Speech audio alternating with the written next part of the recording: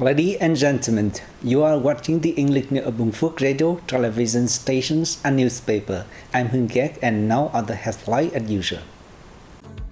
Binh Phuoc focuses on effectively exploiting free trade agreements. Binh Phuoc to utilize digital data to create new values. Prime Minister Phạm Minh Chính active in China before extending the 20 China-ASEAN Export and China's ASEAN Businesses and Investment Summit. Ladies and gentlemen, Binh Phuoc province will focus on effectively utilizing free trade agreement Vietnam has signed in order to diversify its export markets.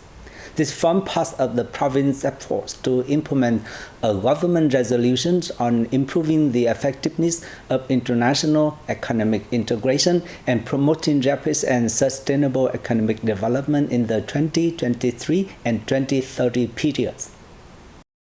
To achieve the target, the Provincial People's Committee has requested that all departments, branches, and People's Committees of districts, towns, and cities review tasks relating to international economic integration in order to avoid any overlapping activities. These agencies are also asked to regularly provide businesses and relevant management agencies with updated information on technical barriers being applied by importing countries to help them better respond to the difficulties. The province is to fully and seriously implement commitments on international economic integration, utilize all free trade agreements incentives, especially from new generation free trade agreements, promote exports, and expand export markets. It will also help businesses improve their competitiveness, develop brands, meet regulations on rules of origin, and take great advantage of the opportunities brought about by free trade agreements, especially new generation agreements. Utilizing digital data to create new values in the themes of this year's Digital Transformation Days in Binh Phuoc Province. Digital Transformation Days and Digital Consumption Month will take place in the province from September the 15th to October the 10th. Activities in response to Digital Transformation Day and Digital Consumer Month are aimed at raising public awareness about the issue. They will focus on supporting businesses selling products online and helping people use applications for public services, insurance, health records, electronic payments, and free digital signatures.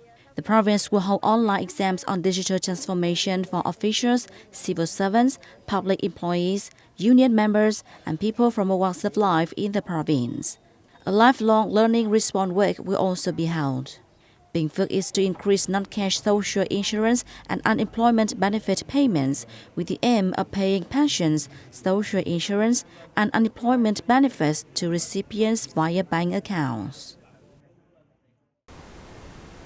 Binh Phuoc Province has coordinated with social policy bank branches in locality to review demand for loans in the local population to help people find employment, develop productions, and stabilize their lives in the post-pandemic period.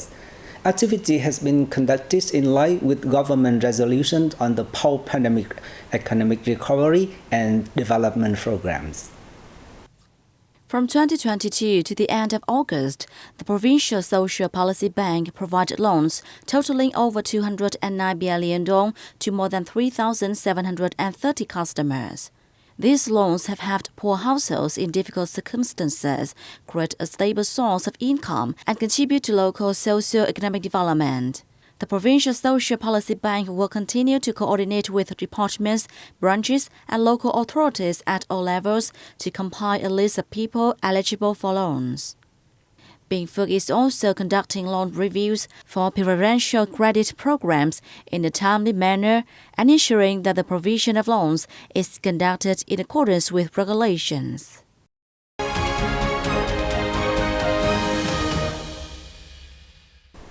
Ladies and gentlemen, Prime Minister Phạm Minh Chính met with Chinese leaders and officials during his stay in China to extend the 20 China-ASEAN Exports and China-ASEAN Business and Investment Summit.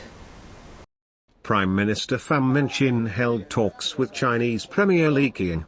Both sides expressed their delight at, and spoke highly of the progress in Vietnam-China relationship in recent years, especially since the historical China visit by Party General Secretary Binh Phuoc last year.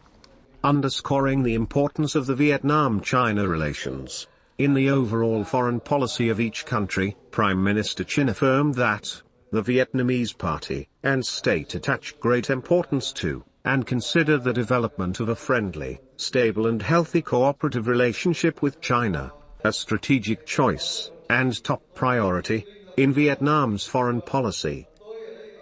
In reply, Lee asserted that China always considers its relationship with Vietnam a priority in the overall framework of its neighborhood policy. Both sides agreed to continue effectively realizing the common perceptions reached by their party leaders to further enhance and deepen bilateral comprehensive strategic cooperative partnership. The Chinese premier affirmed that China will continue opening its market for Vietnamese goods. The two leaders agreed on the importance of managing differences properly and maintaining peace and stability in the East Sea. They also promised to work closely together at global and regional forums. The same day, Prime Minister Pham Minh Chinh hosted Liu Ning, member of the Central Committee of the Communist Party of China, Secretary of Guang Xi Party Committee, and Chairman of the Standing Committee of the People's Congress, of the Guang Xi Zhuang Autonomous Region, in Guang Xi Province's Nanning City.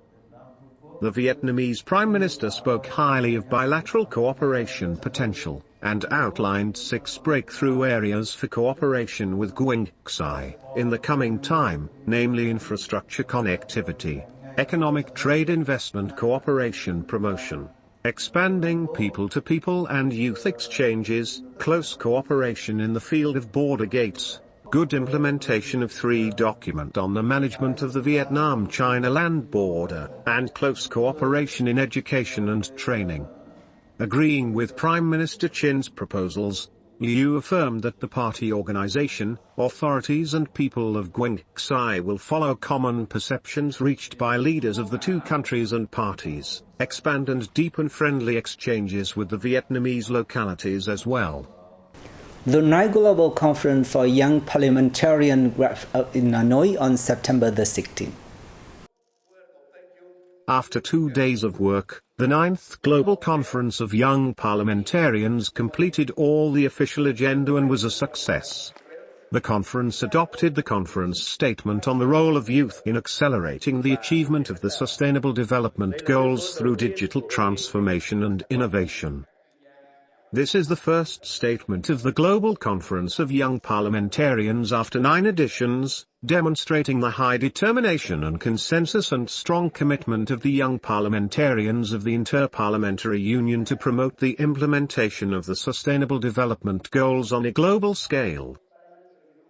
In his closing remarks, Chairman of the Vietnamese National Assembly Vuong Dinh Hue affirmed the importance of young parliamentarians in particular and young people in general as the future owners of each country, nation and the whole world in participating in the realization of the goals and tasks of the IPU and the United Nations.